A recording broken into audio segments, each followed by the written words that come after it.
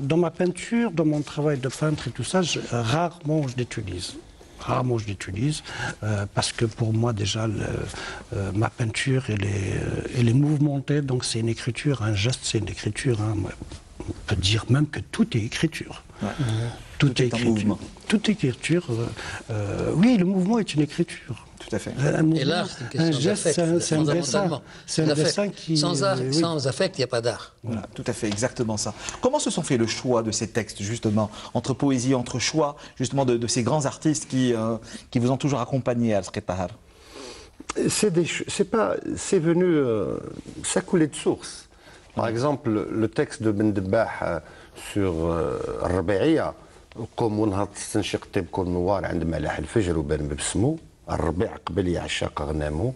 C'était un texte qu'on devait monter en pièce de théâtre avec Azdin Medjoubi Allah yarhamou, avant qu'il ne soit assassiné en 95. C'est des textes dans lesquels j'ai baigné. Ça veut dire que quand vous parliez tout à l'heure des quartiers, des vieux quartiers de Bjaïa, etc., mon premier, si tu veux, que j'ai baigné dans cette poésie-là, dans la poésie andalouse, dans des textes, le texte de Sidi Boumdine el-Routi, Dirul Awani, c'est aussi un texte... Reprise majestueusement par Cheikh Reda Domaz. Hein. Reprise par Cheikh Reda Domaz dans son coffret. Au Stade d'Art. C'est des textes dans lesquels j'ai baigné dans ces textes-là. Et c'est des textes qui tombent, mais alors à pic par rapport aux photos sur lesquelles je les ai posées. Et c'est aussi ma manière à moi, c'est une totalité, ce livre-là, c'est une manière à moi de dire, voilà, ces photos-là aussi, sans par exemple le texte de Sidi Boumdine ou bien de Ben Debbah à l'Arabia, il y a quelque chose qui aurait manqué, tu vois. C'est une manière à moi, un peu, de rendre visible quelque chose d'invisible. Ça veut dire que le texte, ça c'est pas de moi, c'est de Paul Klee. Paul Klee qui dit, l'art, c'est la capacité d'un artiste de rendre visible l'invisible. Et je pense que le fait de rajouter, c'est vrai que la photo en elle-même, elle a ses signes, elle a sa propre lecture esthétique, mais j'ai rajouté ces textes-là de poésie chez Al-Tana, chez Al-Milhoun-Tana, et c'est à travers ces textes-là, et c'est à travers ces images-là, et c'est à travers la sensualité de Bjaïa, sa puissance minérale, la puissance des éléments de cette ville, l'histoire de cette ville, les traces.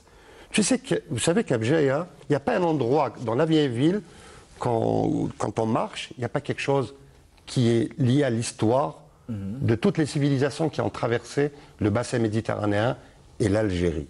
Et je trouve que Bjaïa, le fait qu'elle ait toute cette profondeur historique millénaire, on la sent partout à Bjaïa. Et donc c'est un peu tout ça que je voulais mettre dans ce livre. Donc on va dire que vous faites de la photo comme on fait de la poésie, c'est bien ça? Bah, c'est une forme poétique, hein, la photo. Exactement. Comme un peintre aussi. Comme la peinture, parce bien que sûr. dans ce livre, il y a des compositions, mais vraiment qui sont... Mais dans plusieurs lectures, vous voulez dire? Oui, non, il y a de la couleur, je veux dire, il y a des plages de couleurs qui sont des compositions, mais vraiment dans l'ancienne ville, comme ça, où il laisse beaucoup de place à la couleur, avec un regard beaucoup plus de plasticien que d'un photographe, parce qu'il y a absence de visage humain. Donc c'est vraiment une composition picturale. Sur le port, là, une des photos que j'aime beaucoup, entre autres, hein, ce que j'aime beaucoup, c'est là que j'ai envie d'acheter d'ailleurs à Kiki, c'est les cajots. Merci, merci. C'est les cajots là, de sardines entassées dans le port de Béjaïa. C'est vraiment une très belle composition. Très beau tableau. Très belle composition.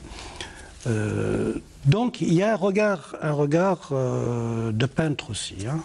Alors, il le dit, la brume est partout, sur les montagnes, sur la mer, sur le port, sur ma nuit. Même les paillettes que je mets dans mes neurones n'arrivent pas à en dissiper l'opacité. Béjaïa baigne dans l'épais brouillard et moi avec. Il y a beaucoup de souffrance également dans cet ouvrage. Je pense que oui. De blessures, voilà. C'est ce que j'ai également retrouvé dans le texte de... Il y a beaucoup de douleur. Ouais. Beaucoup de douleur. Je crois qu'on ne peut pas, et Rachid le dit très bien, depuis toujours, on ne peut pas créer sans douleur. Il y a encore des blessures béantes. Il y a la béance, la douleur, je pense que c'est l'aiguillon de la création. Ouais. On ne peut pas être on ne peut pas être sensible, humain, aimer la poésie et rester insensible à tout ce qui est autour de soi, à la douleur du monde, à la douleur des êtres, à sa propre douleur. Je pense que l'art est là aussi pour, que ce soit l'art photographique ou bien la littérature, la poésie, la peinture, la musique. C'est un peu une manière qu'a trouvé l'homme pour s'en sortir. Parce qu'il y a une phrase de Nietzsche que j'aime beaucoup qui dit le salut de l'homme est dans l'art. C'est dans l'art que l'homme pourra un jour sauver de ses propres tourments et de sa propre douleur. L'une des dernières questions que je vous poserai à Rachid Boujedra, est-ce qu'aujourd'hui, dans cet ouvrage de Al-Sqittar, on est dans une forme de narration, de témoignage ou de souvenir nostalgique? Oui, de tout, l'ensemble. C'est à la fois il y a des photographies, je pense, sur le vif, là, qui n'ont pas... D'autres qui rappellent l'enfance ou le passé, disons, du photographe. Un peu aussi de moi, je sais pas, celui qui a fait le texte, comme je pense d'Al-Sqi aussi, qui a fait calligraphier, tous, je crois, quelque part de nous. Et je pense que tout à l'heure, on parlait je crois que ne peut créer, la vraie création est liée fondamentalement aux blessures symboliques. C'est Bettelheim, c'est le fondateur de l'école de Chicago, un immense psychiatre, psychanalyste, qui s'occupait beaucoup des enfants autistiques, et il considère que les artistes sont des enfants autistiques, qui n'ont pas pu sortir de leur enfance. Le vrai artiste, c'est celui qui ne quitte pas l'enfance. Et donc, ce sont, quelque part, on sent les blessures symboliques dont parle donc Bettelheim dans ce livre. Aussi bien les photographies de Sqittar, de Rizqi II et de Rachid Boujedra. Et donc, il y a ça. Et sans ça, un petit message pour les jeunes qui nous écoutent, les jeunes qui ont envie d'écrire. Il y en a beaucoup qui écrivent, qui nous envoient des textes. Le problème à la fois de cette blessure et du désir. Le désir de faire les choses. Et non pas d'avoir un nom, ou de devenir riche, ou de devenir célèbre. Non. Créer, c'est effectivement essayer de colmater, de combler ces blessures symboliques dont parlait ce psychiatre américain fondamental, qui a beaucoup soigné les enfants. Et Al-Sqittar ne connaît pas sa ville seulement d'une façon visuelle, mais presque tactile. On la toucherait presque comme un corps désiré, c'est ce que je disais au sommaire de l'émission, Rachid Boujedra.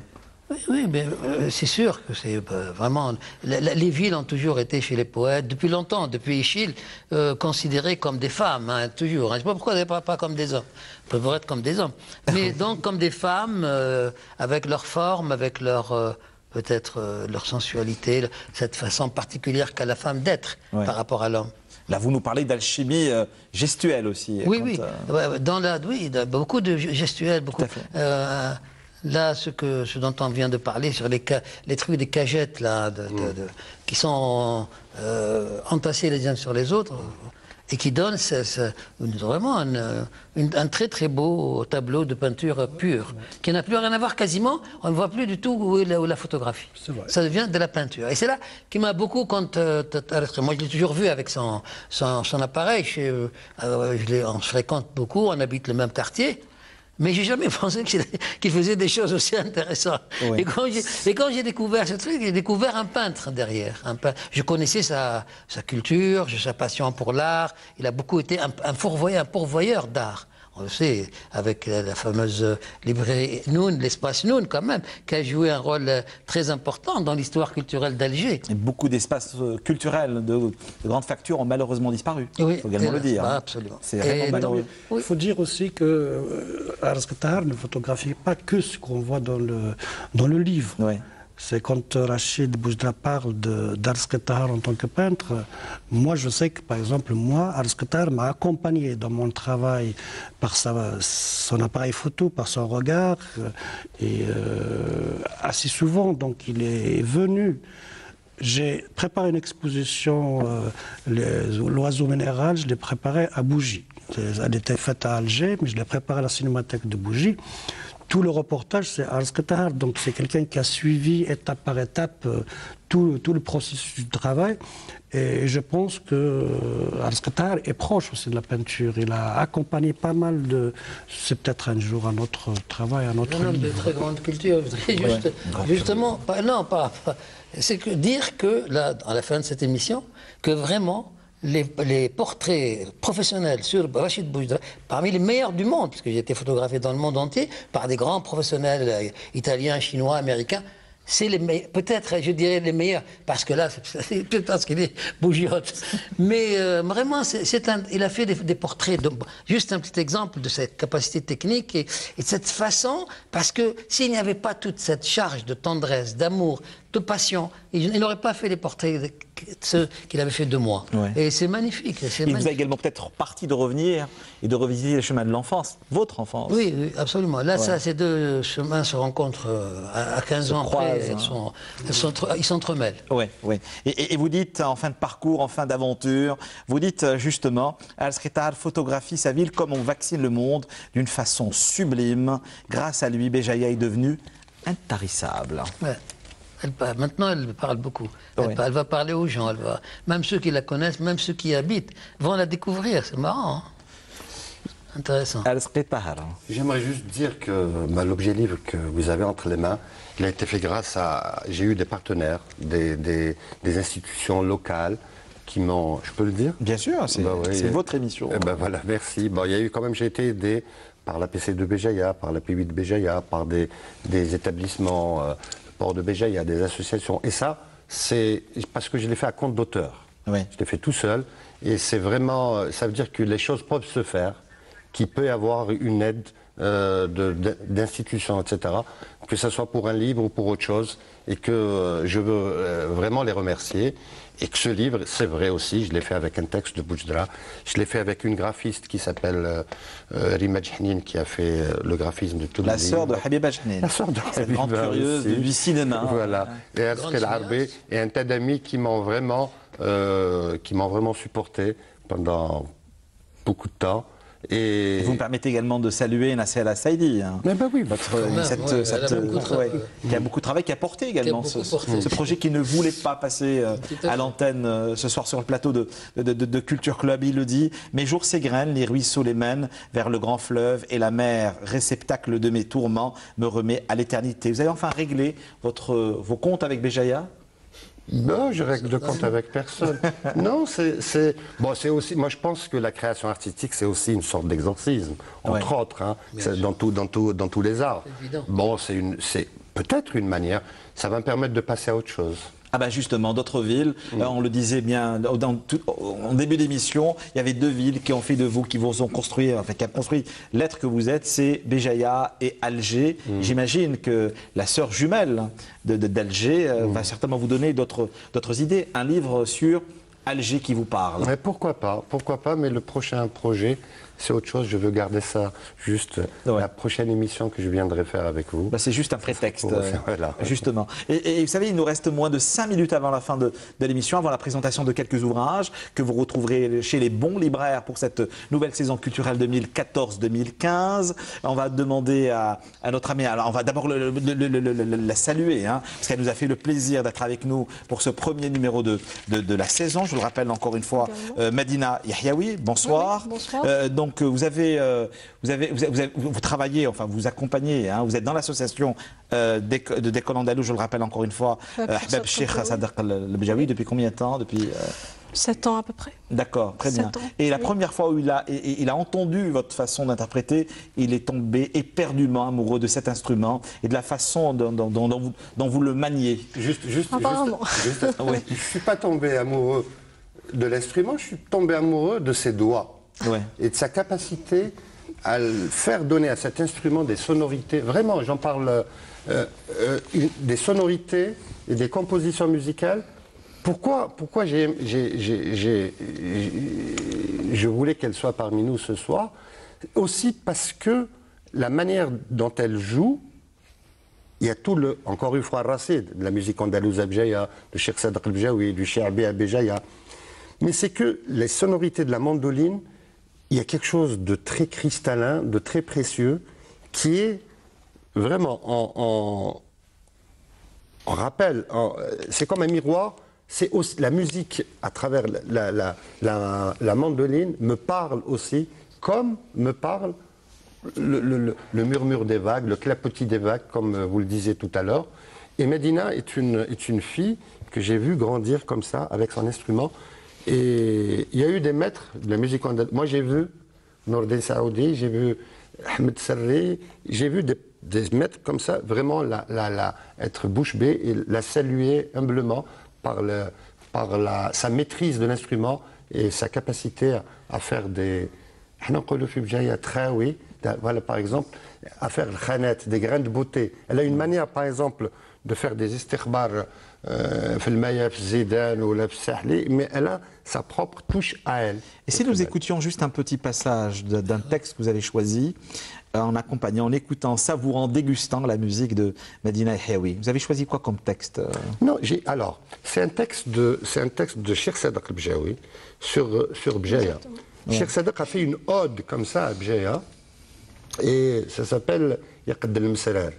Et bon, je vais peut-être vous lire un passage, un petit passage. Voilà. Allez-y, allez-y. Un petit passage. Tant de donner à Medina de prendre son instrument. Ouais. Et avant de nous quitter pour la présentation des ouvrages pour ce premier numéro de la saison de Culture Club. Oh, bon, je vais lire quelques passages. Hein. Allez-y.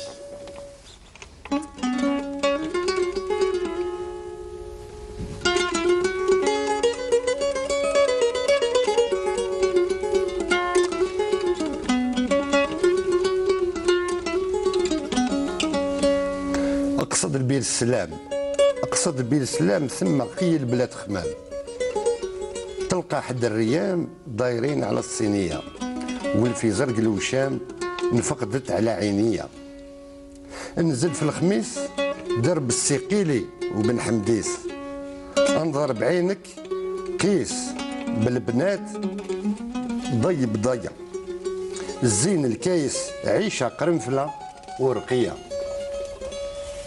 أقصد باب اللوز بنات العز أهل الكنوز مريم وفيروز زينة مسك الغالية سير من ثم وجوز المقراني سال عليا ما المقراني سار يا الفارس أعطي التيسير واقصد ديار الخير عين بوخليل زيد شوية ثم قيل الطير في المعظم جبال قرايا ياك حل الإجفان زور ولفي جدي الغزلان